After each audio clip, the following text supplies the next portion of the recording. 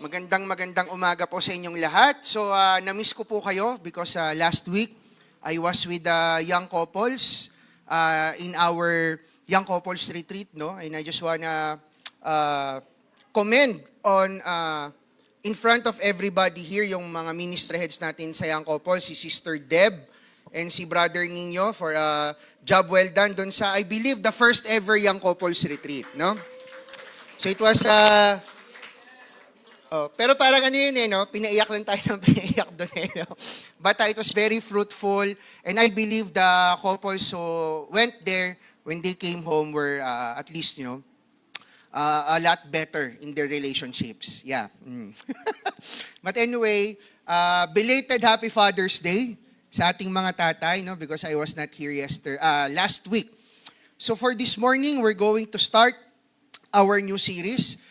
And before everything else, no, can I request each and every one of you para medyo mabuhayan tayo ng dugo? Let us shout the name of our Lord and Savior. 1, 2, 3, go! Jesus! Yon, praise God, amen. No? Napapalakpak yung ating sync, no, because of the very loud participation. No? But anyway, baka po meron lang dito, and I hope na meron ditong first-timer even watching us online. I just want to introduce myself. My name is Pastor MJ Manaay, and I am one of the associate pastors here in Win Alabang. Now, brothers and sisters, I am not sure if you can notice that every time we are starting a new series, no, laging ang nagpipreach po is si Pastor Paul. No? But this time around, it is a great privilege for me because Pastor Paul requested that I be the one to preach the first topic in this series. For what reason, tanungin nyo na lang po siya, no? But nonetheless, I am very excited, mga kapatid, sa ating pong mga pag-uusapan sa umagang ito. Nung nakita naman natin yung ating intro video of our new series, which is entitled, okay, basahin natin ng sabay-sabay ng malakas. 1, 2, 3, go! Ayan. So sa mga batang 90s, hindi po ito yung banda na The Course. No? Sa mga Gen Z, i-search nyo na lang kung sino ba yung The Course, no? But that's not the one we are pertaining to. What we are pertaining to for this series are what we call the core values. Sabihin nga natin ng sabay-sabay ng malakas yung word na yon, core values. 1, 2, 3, go!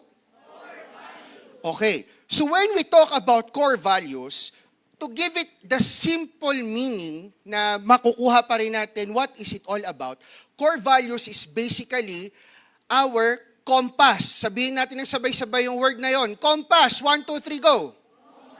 Ayan, no? So, compass is what navigators use. This is an old school tool.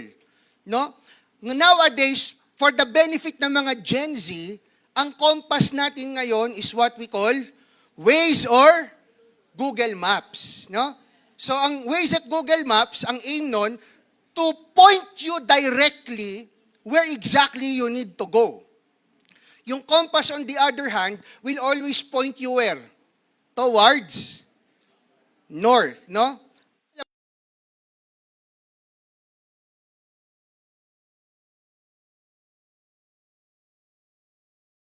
But going back to our topic, no? When we talk about core values, it is basically our life's compass. Ibig po sabihin, core values ang nagde-dictate kung ano yung gagawin natin, kung ano yung mga hindi natin gagawin, and more importantly, kung paano natin gagawin yung mga bagay na ginagawa natin. No? So that is what we call core values. So maraming iba't ibang klase ng core values tayong makikita. If you search Google, if you search any search engines, when you type in core values, marami pong lalabas diyan. Now, given the definition of core values, which is the compass of our lives, the pastoral team has agreed that it is very important that our church must be reminded ano ba ang core values ng ating simbahan. Now, let me clarify something, brothers and sisters. We're not discussing core values para magkaroon ng clarity kung paano kami magpapataw ng disciplinary action. Maybe that could be a part of it, but the main reason kung bakit po natin pinag-uusapan yung ating core values dito sa simbahan is so that together, we can work together to head towards where God wants us to go. Now, gaano ba ka-importante ang core values? As an individual, it is very important, mga kapatid, and I, as your brother, would encourage you to define clearly what are your core values. And not only define what your core values are, but more importantly, to check what is the source of that core value. Kasi, there are two things that can be put in danger. Number one, if you don't have any core values at all, yun yung mangyayari sa atin, yung nasa right side ninyo. So there will be no clear direction. You will be easily distracted. Alam niyo po yon, yung sinabi niyo, pagising niyo sa umaga, magja-jogging ako. Tapos paglabas niyo, naamoy niyo, may nagpiprito ng tuyo. Hindi na lang pala. No? So easily distracted. Ano pa? Inconsistent choices. Today, you are following God. Later tonight, hindi na. Minsan hindi umaabot ng 24 hours. Ano pa? There's lack of trust towards you because nga inconsistent ka, and then your potential is wasted. On the other hand, ito naman yung mga maaaring mangyari sa atin na kapaki-pakinabang if we have clear, correct core values. We will have clear direction. And a person who has a clear direction, mga kapatid, can easily say no. I don't know about anybody here, kung nabubuhay po kayo na parang feeling nyo, ibang tao ang nagdidikta ng gagawin nyo, as if you cannot say no, one tip I can give you, mga kapatid, i-check nyo. Ano ba core value ninyo? We're only talking about individuals here. Ano pa? You will have strong focus. No, hindi ka masusway na kung ano-anong bagay. Whatever is happening around us, kahit gaano kagulo yung nangyayari sa government, kahit gaano yung mga post na nakikita natin sa FB, at kung ano-ano pa yung mga naririnig natin. No, nakakalungkot yung nangyayari sa Tacloban. Di ba? No? But regardless of those things, I'm not saying na i-disqualify natin yung mga bagay na yun, but if your core values are clear and firm, no matter the chaos, you can stay put and keep on living life with intentionality. You will have consistent choices. You will build integrity and respect amongst others. And lastly, yung pinakamahalaga. Nakikita niyo po ba to? Ayan, sabihin natin ng sabay-sabay yung word na yan, na lasting impact. 1, 2, 3, go! Bakit yan, Pastor, pinakamahalaga? Because if we will search Maslow's hierarchy of needs, yung pinakatuktok po doon, self-realization. Ibig sabihin, lahat ng tao, lahat ng bawat isa sa atin dito, hindi lang natin gusto, pero meron tayong pangangailangan na ma-experience natin that our lives truly mattered. Amen po ba? And usually, tayong mga tao, no, natataranta na tayo sa ganyan pag nasa kalagitnaan na tayo ng buhay. Doon pa lang natin binibuild. Naku, mamadaliin na natin. I should matter. No? That's just talking about us individually. Now, bakit importante na magkaroon tayo ng core values as a church, as an organization? Because it also has its benefits, and kung wala, magiging magulo. Now, imagine this. Do you want our church to have a clear direction? Gusto nyo ba na pagpupunta kayo sa church, alam nyo yung ginagawa natin sa church at klaro kung bakit natin yung ginagawa? Gusto nyo ng ganun, church? O yung mga ayaw, sana magbago isip nyo. Joke lang. Kala nyo ano sabihin ko, no? Ano pa? Gusto nyo ba na ang simbahan natin magkaroon ng strong culture? Pag sinabi po nating strong culture, alam ng bawat isa sa atin yung pinanghuhugutan ng mga ginagawa natin. Alam nyo ang mangyayari if we have a strong culture? Kahapon, no, yung mga ministry heads po na nandito, taas ang kamay. Pakipalakpakan nga po natin yung mga ministry heads. Ayan, no. And also, pakipalakpakan po natin yung ating praise and worship team na tumugtog kanina. Kasi, kahapon, no, ang sabi namin, hanggang 12 noon lang. Nag-overtime kami. No? So, na-delay yung practice sa praise and worship. Some of the ministry heads stayed here long. What did we do yesterday? Kahapon po kasi, nagkaroon kami ng discussion with them sa mga programs na gagawin ng church. No? Now, na-realize namin nila, Pastor Paul, we will do some improvements para mapabilis yun. I, for one, I am convinced that planning programs and activities sa kanya-kanya nyong ministries, planning programs and activities sa inyong mga sarili-sariling D groups will become more efficient, will become more clear kung meron tayong strong culture. Agree po ba kayo? Kasi mabilis tayong magkakaintindihan. Dito sa Win Alabang, this is how we do things. Ano pa? Better decisions, higher performance, lahat tayo mas gumagaling, resilience and adaptability. Now, ang opposite ng resilience and adaptability is being fragile and reactive. Ganito ang ibig sabihin po nun. Umattend tayo ng Soccer's Night, umattend tayo ng Sunday service, nakarinig tayo ng word, umattend tayo ng Night of Prayer. Grabe, ang sarap ng feeling mag-pray. At sabi natin, Lord, susunod na kami sa'yo. Kinabukasan, may nangyaring problema. Oops, ayawan na. Oops, teka lang. Parang hindi ko na ma-apply yung word ni God. Kasi pag in-apply ko yung word ni God, parang hindi magiging maganda yung effect. That's being reactive. On the other hand, if we are resilient and adaptable, we can confidently say, world, bring it on.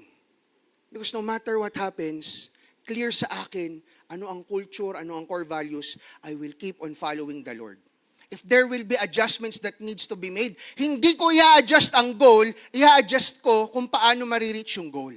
Clear po ba yun? That's how important core values are. And lastly, still, lasting impact. Ito si Brother Jet, lagi ko naaalala, no? And isa sa kino-comment ko sa kanya, one of the motivations ni Brother Jet is that he will strive hard in this church, sa ating mga kapatiran, to make sure that the next generation will be able to continually follow the Lord.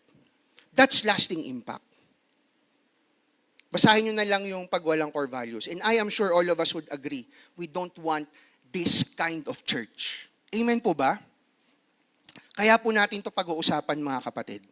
At pag ang core value po pinag-usapan natin, it is very important that we all commit to it. Now for this morning, the first core value po na ating pag-uusapan is what we call Christ-centeredness. Pakibasa po ng sabay-sabay ng malakas. 1, 2, 3, go! Ayan, no? Christ-centeredness. So pag sinabi po natin Christ-centeredness, hindi yan yung naka-t-shirt ka palagi, tapos may cross sa gitna. Christ-centered. No? Hindi yun ang ibig sabihin. No? So ano bang ibig sabihin ng Christ-centeredness? And one of the things I will emphasize this morning is, bakit ba kailangan maging Christ-centered? Kasi po binigyang diin ni Paul sa church in Colossae, through his letters from the book of Colossians, bakit nararapat lang that it is Christ to be at the center. Now before we go to the word, I want to invite us,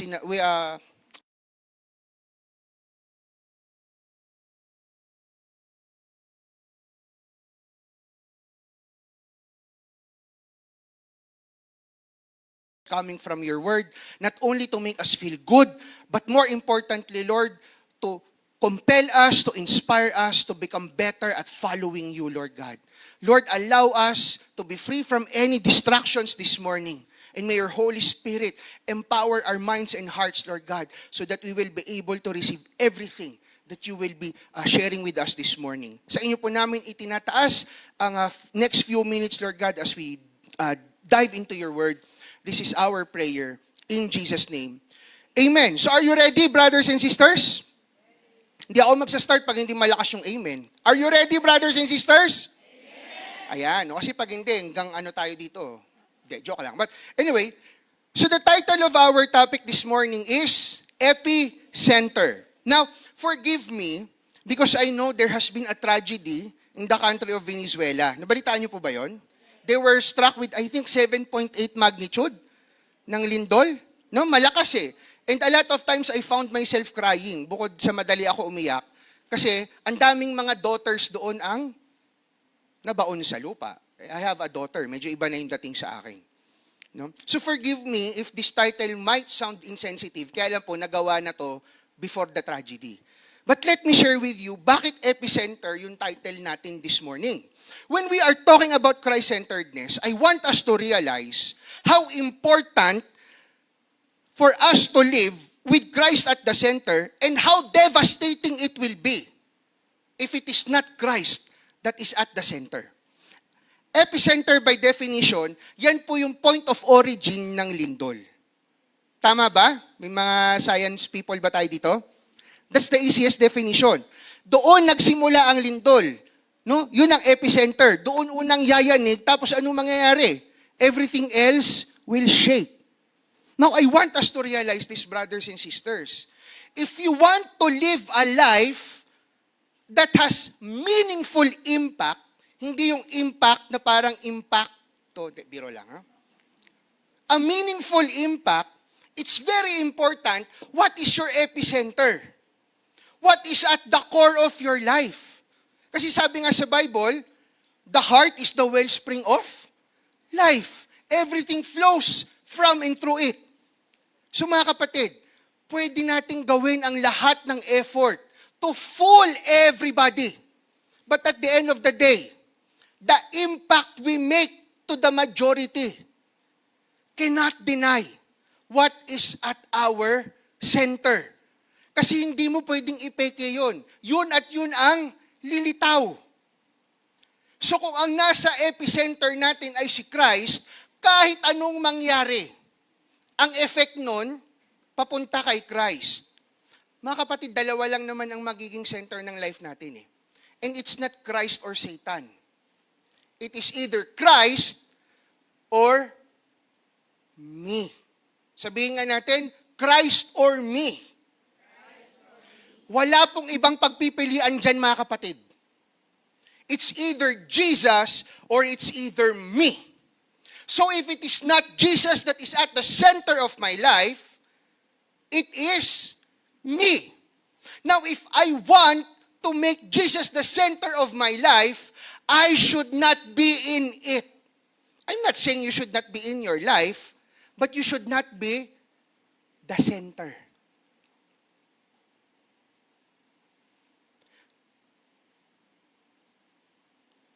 With all honesty, mga kapatid, can we truly say na, Pastor, I am fully confident that if the things I'm doing is centered around me, things will be better? Sorry medyo passionate lang ako. I'm not angry.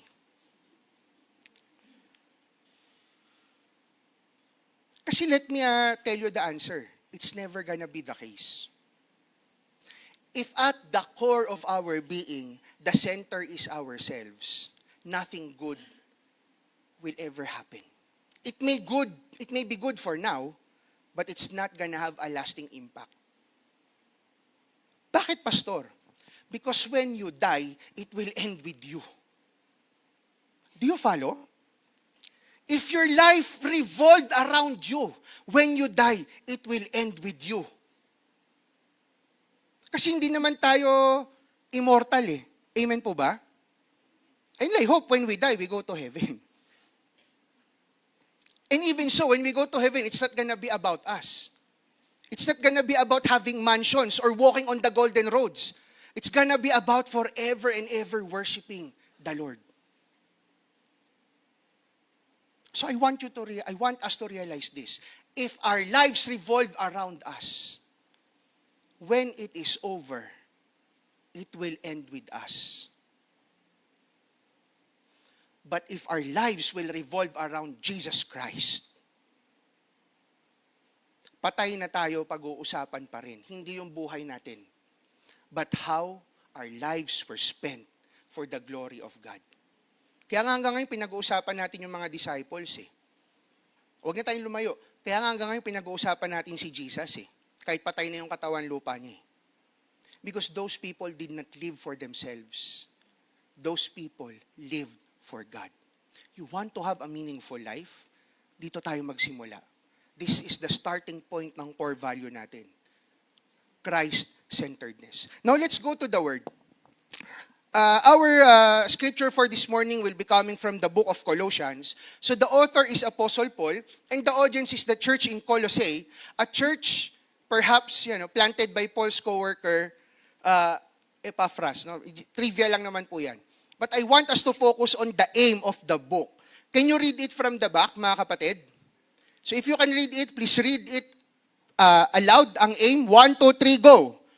Paul writes to demonstrate that Christ is supreme over every human philosophy and accomplishment.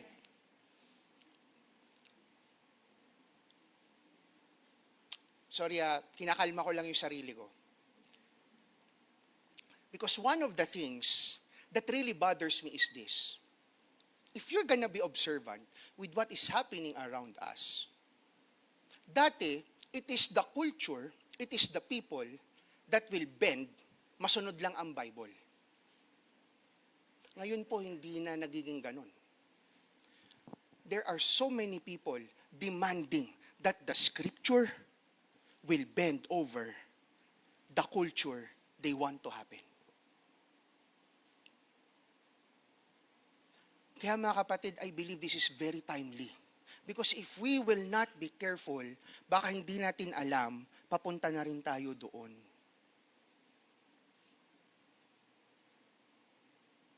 Paul writes to demonstrate that Christ is supreme. It is not Jesus, it is not the Bible that will bend over human philosophy. When I say bend over, hindi po si Jesus, hindi po ang Biblia ang mag-a-adjust sa philosophies ng mga tao. Hindi po Bible ang mag-a-adjust sa mga importanteng definition. But rather, it should be the other way around. Dito po sa simbahan, mga kapatid, it's very important that the heaviest basis of the things we do is not what we know, is not what we experience, but should be what the Word of God says.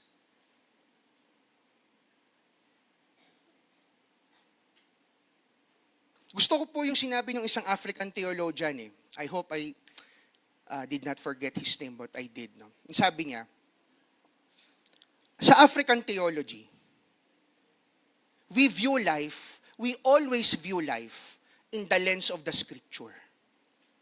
Anong ibig sabihin nun, mga kapatid?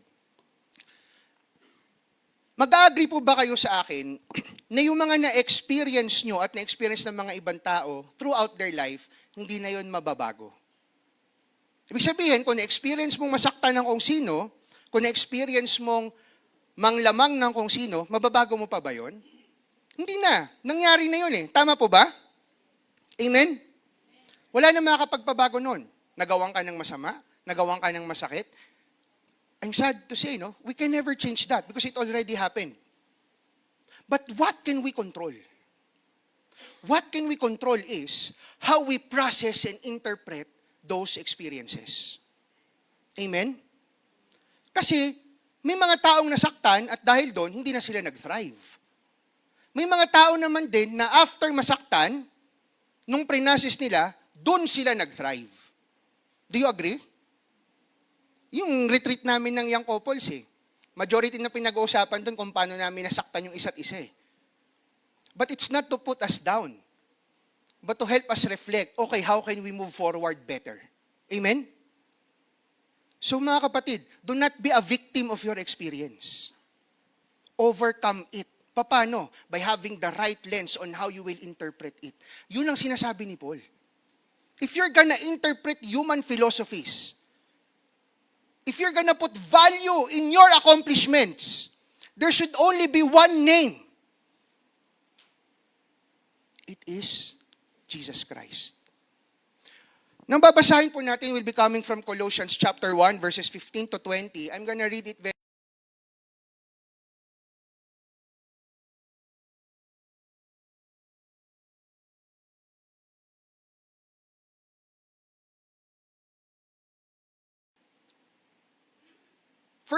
Colossians chapter 1, verse 15 to 20 says, He is the image of the invisible God, the firstborn of all creation. For by Him all things were created, in heaven and on earth, visible and invisible. Whether thrones or dominions or rulers or authorities, all things were created through Him and for Him. And He is before all things, and in Him all things hold together. And He is the head of the body, the church. He is the beginning, the firstborn from the dead, that everything He might be preeminent. For in Him Himself all things, whether on earth or in heaven, making peace by the blood of His cross. Praise God for His word. No? So, himay-himayin natin to as we move forward. No? So, one of the first thing na ma-observe natin rather, kung babasahin natin itong mabuti, is that there is a striking similarity between chapter 15 and chapter 18. Pakibasa nga yung chapter 15, 1, 2, 3, go!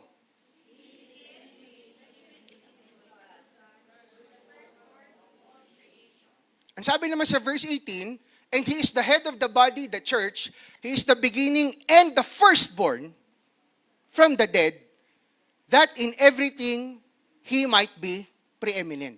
So there are one word that was used in verse 15 and verse 18, and that is the word firstborn. Ano bang ibig sabihin ng firstborn na yan? No? Now, we are reading from the New Testament.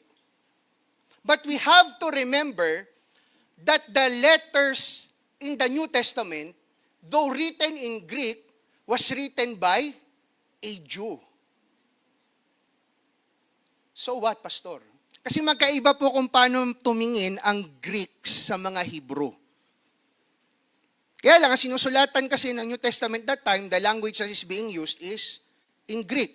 But we have to interpret it, paano ba tinitingnan niya ng mga Hudyo. No, the original word that was used sa firstborn is this. Basahin nyo nga. Ayan. Ang basa po dyan is proteo. But anyway, you don't need to memorize that. No? Sinasabi ko lang, this is the Greek word that was used sa firstborn. Ang meaning po niyan literally is this. Basahin nyo nga po please. 1, 2, 3, go. Yun.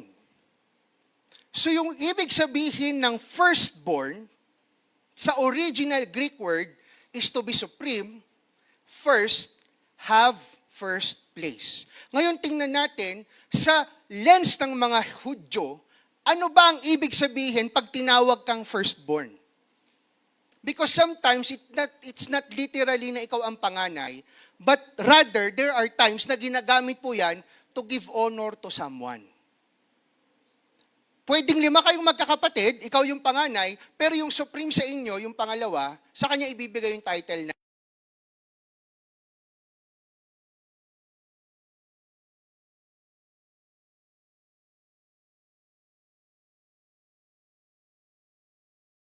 thing I want us to look at. Ang sabi sa verse 15, Jesus Christ is firstborn of all creation. While in verse 18, ang sinasabi po dyan, Jesus Christ was, or rather is, firstborn from the dead. The other verse is describing Jesus as the supreme over all creation.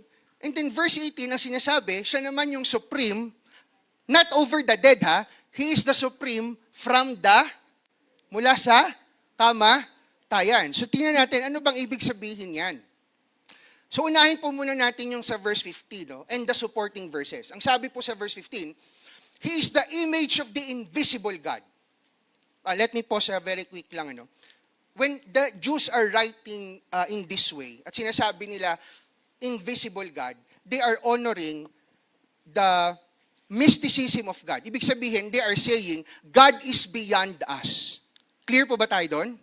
Kasi in them, no, for them, they will describe things that are physical as visible, while things that are beyond them as invisible. O yun lang po ibig sabihin nun. No? He is the image of the invisible God. So si Jesus is, sinasabi ni Paul, siya ang image ng Diyos that is beyond all of us. Clear? Let's continue. He is the image of the invisible God, the firstborn of all creation. To have clarity, basahin natin yung susunod na sinabi, no? Verse 16. For by Him all things were created, in heaven and on earth, visible and invisible. Whether thrones or dominions or rulers or authorities, all things were created through Him and for Him. And He is before all things. Thus, in Him, all things hold together.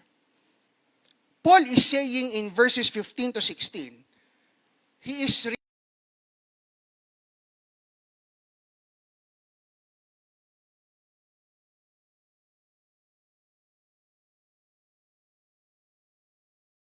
and through Jesus Christ. Therefore, everything we see in this world and everything else that we do not see, the things that we cannot understand, shall bow down to Jesus Christ. Why? Because even before everything else is, Jesus Christ already was. One of the things that I hold dear in my heart is this. Christ is the source of life. So if we will do the math, if you take out Christ, there will be no life. No wonder things right now are becoming messier. Nakakalungkot lang po. And I'm saying this with full of grace and love. Na kung saan-saan isinisisi ng mga leaders ang mga nangyayari sa bansa. Ultimo video game sinisi. When in fact, the main problem is, inalis nyo kasi si Jesus sa picture. If I am to be asked, Jesus Christ deserve a month-long celebration. Isa iba natin nilalagay eh. Does it make sense? Nakalimutan na nga sa Philippines na mayroong Bible Week to, Bible Day. At least week, no? Month, hindi kasi ramdam pag Bible month eh. Pero pag ibang month, ramdam eh, no? Feel na feel eh. No wonder. And that's my simple explanation. Because Christ is the source of life. Before everything else is, Christ was. So kung aalisin mo si Christ, there will be no life. Christ was the essence of life. Sorry, Christ is the essence of life. So kung tatanggalin mo si Christ, life will lose its essence. Because He is firstborn of all creation. I love what Paul said in the last line, at least from these verses. No? Ang sabi dyan, and in Him, all things hold together. In short, Jesus Christ must be at the center, holding things together. Pastor, wala naman kaming magagawa sa desisyon ng ibang tao eh. Totoo yun. Pero yung decision mo, ikaw lang makakagawa niyan. No one else can make that decision for you. The best decision you can make today is to commit that starting today, Jesus Christ will be the center of my life. Because before I am, He already was. Kaya ako mga kapatid, I am ready. No, I'm not gonna say I'm ready. I hope when the time comes, that I will be ready. Ang yabang kasi pag sinabi kong ready na ako ngayon eh. Baka bukas pagsisihan ko eh, di ba? Medyo natakot. Sabi ng Holy Spirit, oops, ingat ka. Di ba? When the time comes, by the grace of God, by the mercies of Jesus Christ, I hope I will be ready. that if I'm gonna choose Jesus Christ and death, I will choose Jesus. Because to begin with, if there's no Jesus, there is no life. So verse 15, sinasabi dyan, firstborn of all creation. This is what we can, derive the meaning from. John 1 verse 1, it says, pakibasa nga po, 1, 2, 3, go.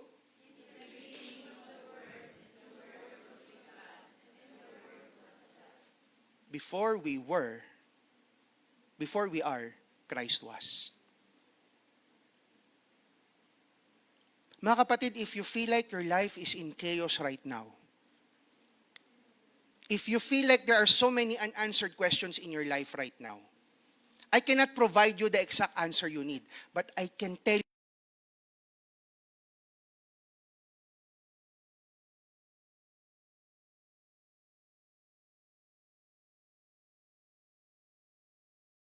firstborn of all creation.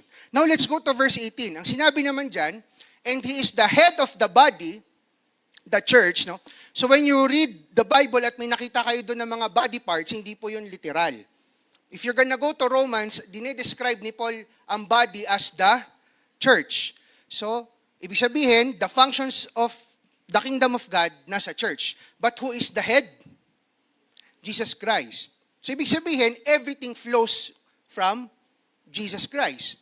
Tanggalin mo si Jesus Christ, what will happen to the body? It will die. No?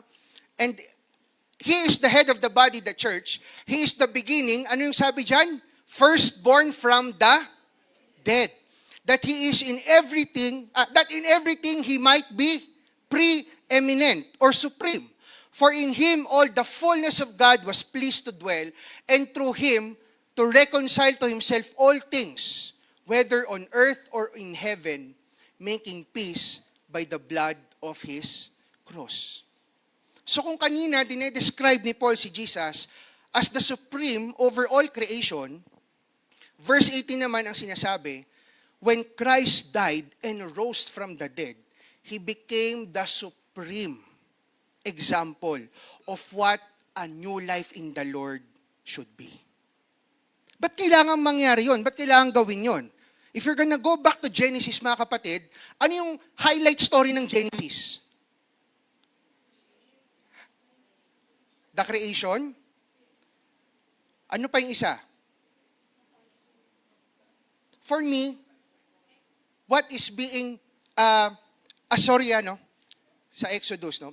What is being emphasized in the first few books of the Old Testament is the fall of man.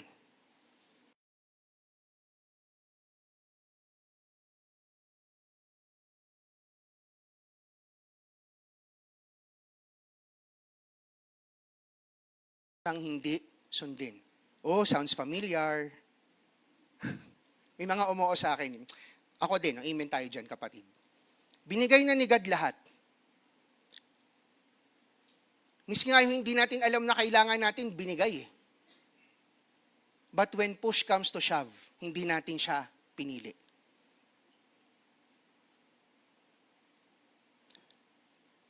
Kaya kung si Christ was the firstborn of all creation, tapos sinira yon ng disobedience ng tao, kinailangan niyang mamatay so that He will be the firstborn of the new creation. So kung ito yung sa verse 15, ito yung sa verse 18, no? Basahin natin yung 2 Corinthians 5:17. 1, 2, 3, go!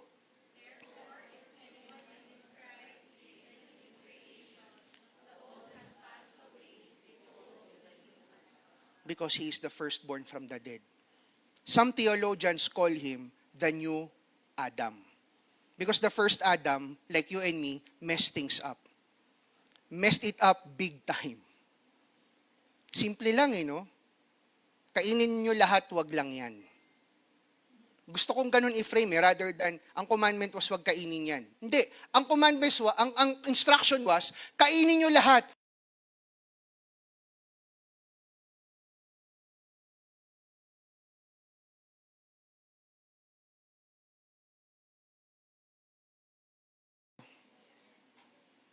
Ibibigay ko lahat ng kailangan mo, anak. Huwag mo lang gawin yan.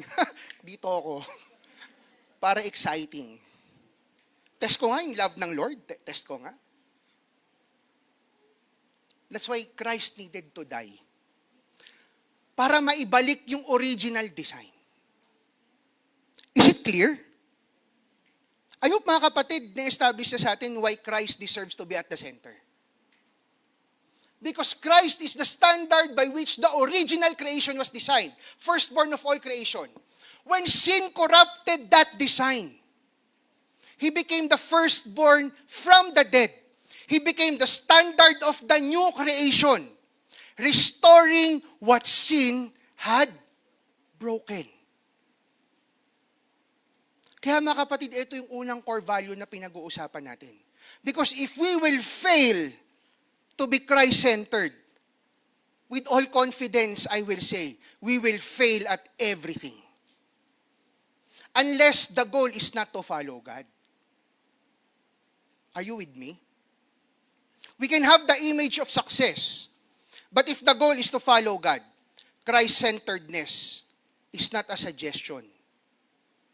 It's a must. Sabihin nyo nga po, it's a must.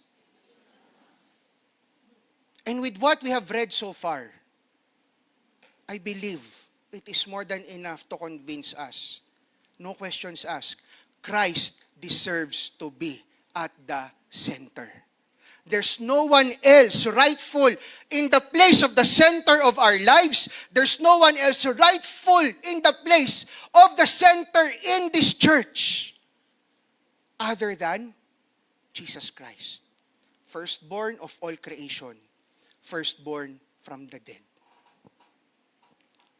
When Christ is not the center, nothing else can be right.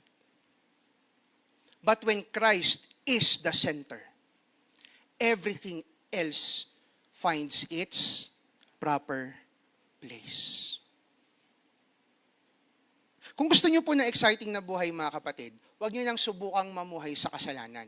Alam niyo kung ano yung exciting? Mamuhay kayo para sa Lord. Alam niyo kung yung life namin ng wife ko, very exciting yan eh. Dumarating yung provision exactly on the dot kung kailan kailangan. Ang exciting, no?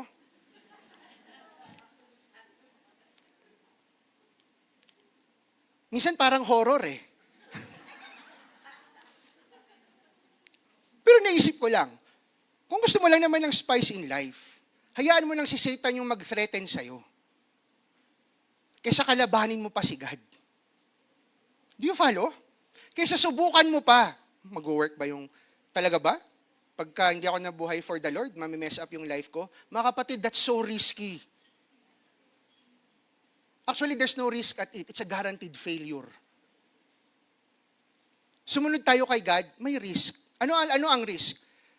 That things will not go the way we want it to go. But ultimately, it will go the way God wants it to go. What will be the fruit? Comfortable life? No. The fruit will be, our faith personally will be edified. And when we share our story, it is God that is glorified. It's not us. People will not look to us. People will look unto God. Mga kapatid, do not pressure yourself into making people to look at you. Because I'm telling you, one of these days you will fall.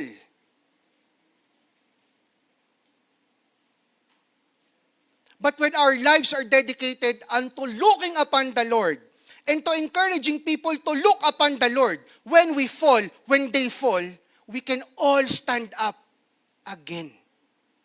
Because the center is not us. The center is Jesus Christ. He's done everything needed to redeem us, to reconcile us. Firstborn from the dead. Make Christ the center. So again, no, in summary of the verses, no, we can see here that from the beginning, Christ was the center. Then Adam and, wag nating idamay sa Adam. As Eve, the buck stops at Adam. Amen? Ang lakas ng sa amen ng mga babae. Yeah? Men,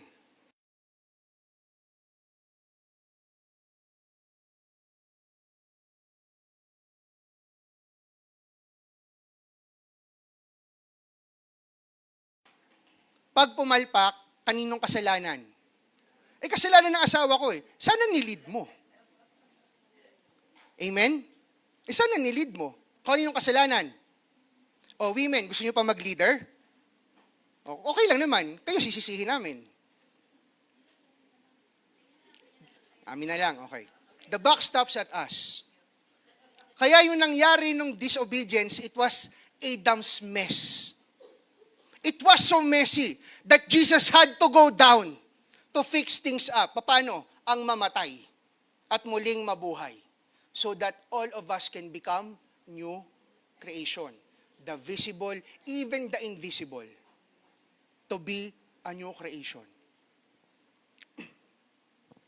Now, I want to highlight this a little bit more. Verse 16 to verse 17, it says here, For by Him all things were created, in heaven and on earth, visible and invisible. Ibig po sabihin yan, lahat ng pinaniniwalaan natin na hindi nakikita, magkaiba-iba man yan, maniwala ka man sa multo o hindi, maniwala ka man na kinokontrol ng universe ang bagay-bagay o hindi, whatever it is, all of it bows down to Jesus Christ. That's what Paul is saying. For by Him all things were created, in heaven and on earth, visible and invisible, whether thrones or dominions or rulers or authorities, all things were created through Him and for Him. And He is before all things, and in Him all things hold together. Gusto ko lang pong bigyan ng konting emphasis itong verses na to. Why? Because through the little words, the prepositions by, through, and for. Di ba sabi dyan? By Him, through Him, for Him. Answered life's biggest questions. From whom did everything come from? Ano ang sagot ni Paul? By Christ. Through whom did it happen? Through Christ. By what power does it exist and what is it for?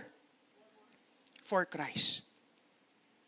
Paul boldly declares that every one of those questions finds its answer in Jesus Christ. In times of confusion and doubt, no one can give you the perfect answer. But the Bible has already given us the compass, which direction to head towards. And that is to head towards Jesus Christ. Amen? Sige pa, palakpakan natin si God. So now we have already established, bakit karapat-dapat na si Jesus talaga ang center? Ngayon, pag tingnan naman natin, how does it look like in our day-to-day lives?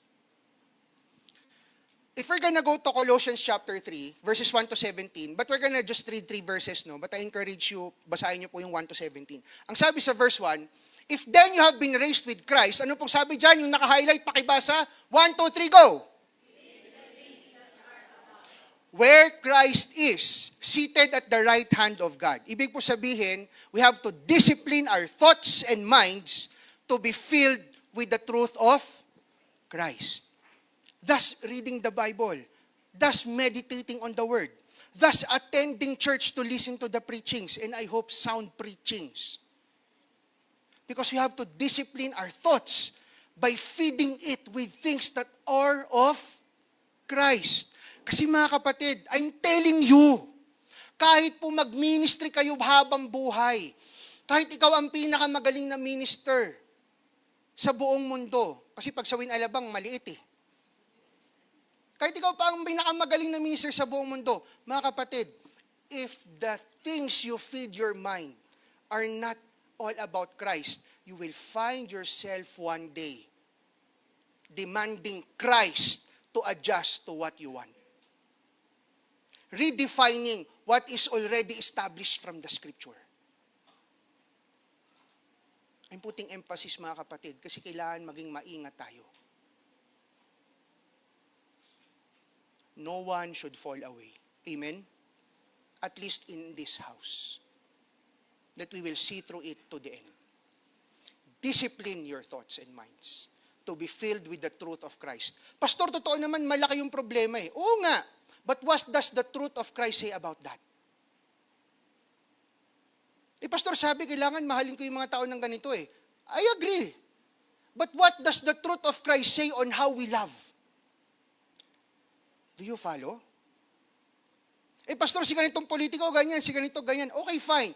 But what does the truth of Christ say about that? At the end, who is supreme? Discipline our thoughts and minds to be filled with the truth of Christ. If we're gonna jump to verse 5, ang sabi naman po dyan, put to death therefore what is earthly in you. O dinefine niya yung earthly hindi trabaho, hindi pinagkakakitaan. Ito ang earthly. Sige kayo magbasa. 1, 2, 3, go!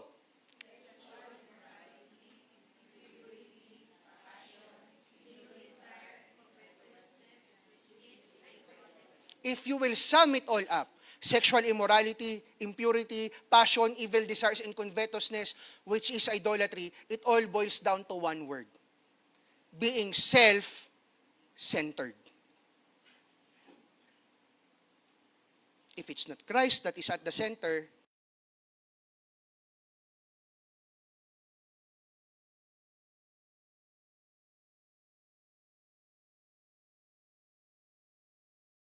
as we fill our minds with the truth about Christ, let our desires follow those truths. It should be aligned with Christ. Talaga bang gusto ni Christ yan yung ginagawa mo? Talaga bang pag yan ang ginawa mo, ide-desire ng iba si Christ? Kasi mga kapatid, if not, the scripture is telling us, it's not Christ that is at the center. It's us. Do you follow? Hindi ko po sinasabing hindi si Christ ang center ng life nyo, Ako may mga times, hindi talaga. This is a very good reminder. Amen? Now, if we jump to the next verse, last verse, verse 17, ang sabi dyan, ito, life verse ng yung maong tatay. Ang sabi dyan, and whatever you do, ulitin ko yun in whatever you do, everything you do. It doesn't matter if it's big or small. It doesn't matter if it's private or public. It doesn't matter if it's in the church or not. In whatever you do. In word or deed. So hindi pwedeng puro salita. Hindi rin pwedeng sabihin na okay lang masakit ako magsalita, naglilingkod naman. Ang sabi dyan, whatever you do, word or deed. Taas ng requirement, no? Kaya nga huwag kayong bibitaw kay Jesus Kasi ang taas Amen? Pero gusto nating masunod si Jesus, di ba?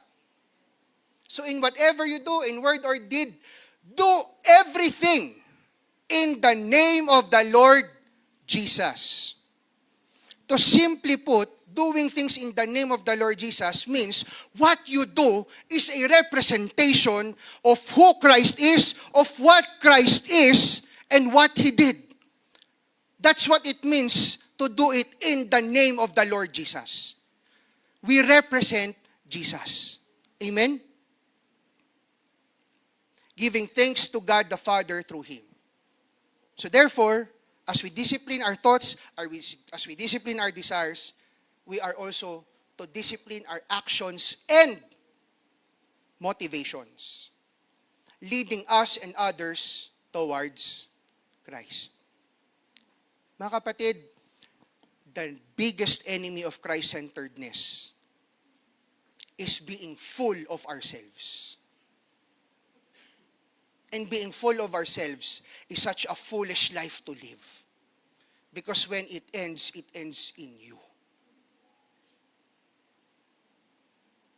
But if your life is spent in the name of Jesus, patay ka na. Yung ginawa mo, tuloy-tuloy pa rin. Kaya nga sinabi sa Ecclesiastes better is death than being born. Bakit? Kasi ang death, pag maayos ang buhay, sineselebrate how you live. Hindi sineselebrate na wala ka na Sineselebrate how you lived. And I've witnessed that sa mga great people. You can call me biased. I saw that sa burol ng tatay ko. In the last night, mas marami pang pumunta kaysa umaattend sa church natin. Nagulat kami. That's just one man. Now imagine this. If each and every one of us will live doing everything in the name of Jesus. Kung yung isang tao nakapagdala ng 300, ilan tayo dito? 200? Times 300, ilan yon?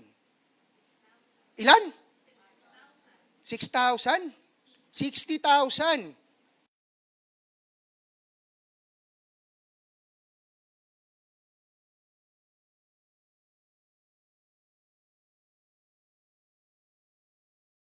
Motivations leading us and others towards Christ. Ito pa, picturean nyo na lang. So I tried to make parang cheat sheet. Pwede nating balik-balikan. No? How we can know the truth, feel the truth, live the truth. Of course, the center is Jesus Christ. Don't worry, we will post this sa FB. Patulong na lang ako sa Marcom, ha. Now for this week, these are the questions that we can ponder personally or with our D groups. What areas of your life reveal that something other than Christ may be at the center? Pero sabi ko nga kanina, dalawa lang yan. It's either Christ or you. So ano yung mga bagay sa buhay natin that makes us the center? Number 2, how do you typically measure success? In God's glory or personal achievement? Pag nagsalita tayo, pag nag-post tayo, sinong naha-highlight? Katalinuhan ba natin o katalinuhan ni God? Kabaitan ba natin o kabaitan ni God? Number 3, what practical change can you make this week to make Christ more central in your life? I hope this cheat sheet will help. So in conclusion, when we say epicenter, if Christ is truly at the center, mga kapatid, this world cannot do anything to stop you para yanigin ang mga tao to lead them towards Jesus Christ. On the other hand, if it is not Christ at the center and if it is you will bring forth destruction and suffering. What kind of legacy do you want to live? What kind of life do you want to have? Life begins and can only be sustained in, by, and through Jesus. Kaya with all my heart, I pray for me, my wife, my daughter, and even you, sa mga nanonood na rin online, my brothers and sisters in faith, to always go back, making Christ the center of everything. Mga kapatid, we can never imagine yung personal impact pa lang na magagawa natin, malaki na. Imagine our collective impact.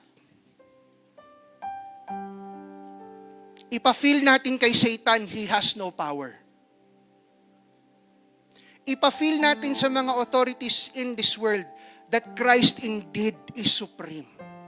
Amen? So wag na tayong mananahimik. Hindi ko po sinasabing maggugulo na tayo dyan, ha? But live a life so loud, people can't help but hear the name of Jesus.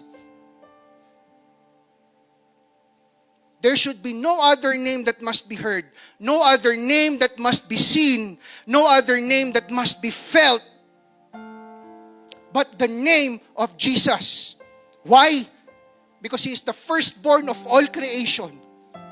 He is the firstborn from the dead. We are a new creation because of Him.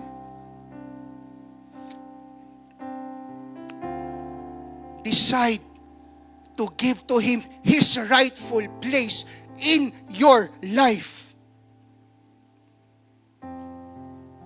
Not only for the sake of others, but for your sake. Because healing, restoration, favor, direction will begin if the center of the compass of your life is Jesus Christ. As I end, I want to leave each and every one of us with this. Life centered in Christ is a life that leads us and others towards following Christ. Kanina po nagbigay ako, I hope it helps, no? Parang cheat sheet. To assess if we are doing it right, isa lang ang tanungin natin sa sarili natin. Ito bang ginagawa ko? Ito bang gagawin ko sa iba? Inilalapit ba ako at inilalapit ba sila sa Panginoong Hesus? Kasi kung hindi, madali lang ang answer dyan. Kapatid, ikaw yung center. Amen? So to gauge if what we do is truly Christ-centered, tingnan natin, mas nagugustuhan ko ba? Mas nagugustuhan ba ng iba? Dahil sa ginagawa ko, dahil sa sinasabi ko, mas nagugustuhan ba nilang sumunod sa katotohanan ni Jesus? Marami kasi nag-a-attempt na magustuhan sumunod si Jesus, but the foundation is not the truth. So dapat, it's the truth of who Jesus is. Amen? Sabi ko po kanina, we are to discipline our thoughts. That's what we did this morning. I hope the input was enough to make us think what to do next. Then the second thing I shared, as we discipline our thoughts, ang ending pala dapat, our actions and motivations are disciplined to be aligned with Jesus. Pero hindi natin pwedeng kalimutan yung pangalawa eh. Ano yun? To discipline our desires. Now I invite you to stand up and we're gonna sing a song. At least before we leave this place, our desire for Jesus Christ will be stirred up. Para po pag nag-decision tayong gawin siyang sentro ng life natin, it's motivated by love for Him, it's motivated because of our desire for Him. Importante yun, kapatid. Na magkaroon tayo ng desisyon na yes, Jesus, kayo po ang gusto ko. So that our lives will be centered in Him. So as we sing this song, let's make it our personal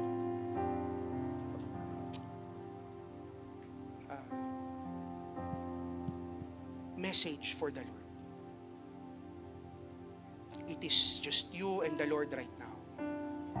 To help you focus, I invite you to close your eyes. We're not gonna do anything weird. Hindi ko po kayo itutulak para tumumba. Walang ganun dito. I invite you to close your eyes so you can focus between the Lord and you. What is it in your life that keeps you at the center?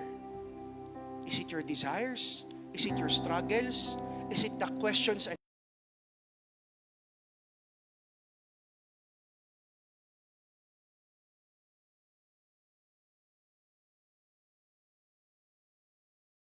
we sing this song, make it your personal message to the Lord. Let's focus all our desires upon how great, how awesome Christ is. I am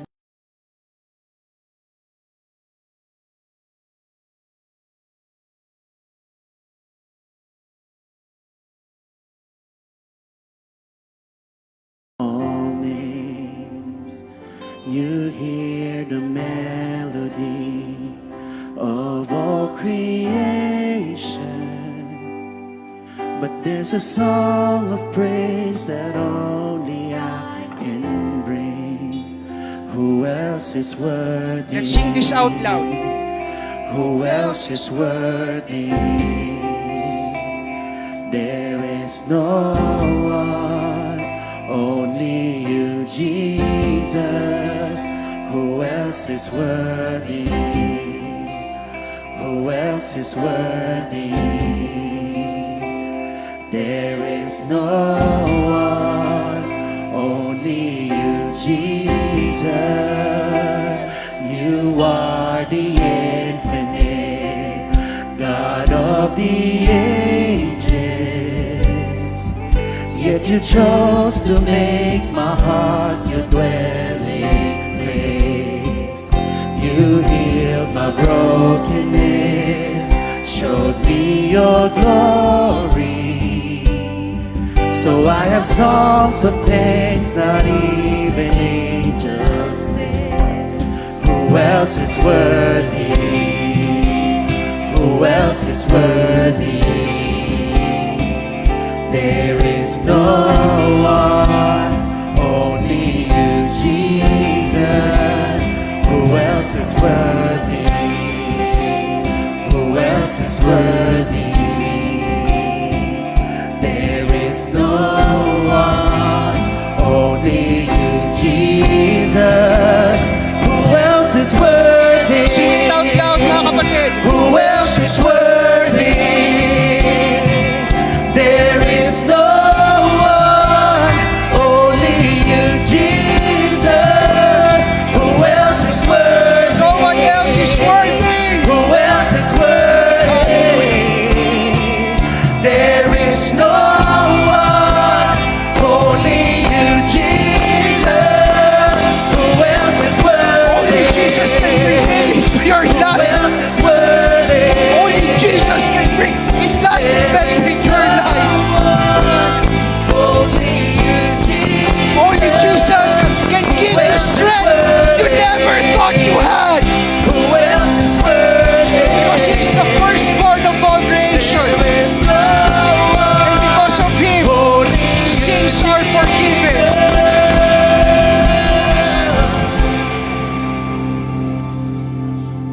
Lamb of God, anointed one, who was and is to come, seated on the throne above. Holy, Let's shout it out. holy, righteous one, who shed his blood. You proved to us the Father's love. Jesus Christ, the Shout it out. Holy, holy, Lamb of God, anointed one, who was and is to come, seated on the throne above. Holy, holy, righteous one, who shed his blood. You proved to us the Father's love. Jesus Christ, be lifted up. Who else is worthy? No one else. Only Jesus. There is no one, only you, Jesus. Who else is worthy? No one else. Who else is worthy? You alone, Lord. There is no one, only you, Jesus. Who else is worthy? Who else is worthy? There is no one. There is no one. Only you, Jesus. Who else is worthy? Who else is worthy? There is no one. Only you, Jesus. There is no one. Only you, Jesus. There is no one. Only you, Jesus. While we are in the attitude and atmosphere of worship, let us pray to God right now. Lord, I pray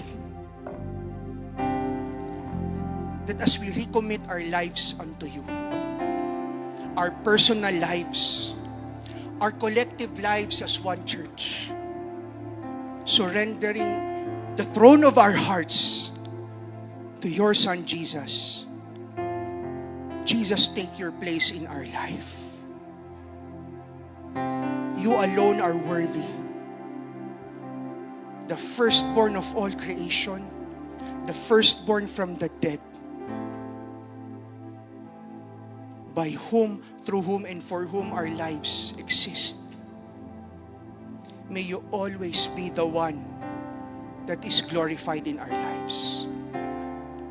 Lord, help our church to always start at the right point, and that is in you, Jesus. We surrender our hearts to you, Lord. We surrender our desires to your will, so that ultimately, Father, it is you that we desire.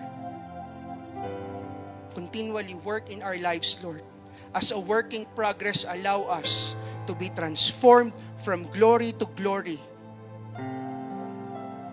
towards the glory of your name. This is our prayer. In Jesus' name. And everybody shout, Amen! Sige po, let's all sit down. Now the time to act begins. Starting this moment, it is my prayer that we decide to discipline our actions and motivations.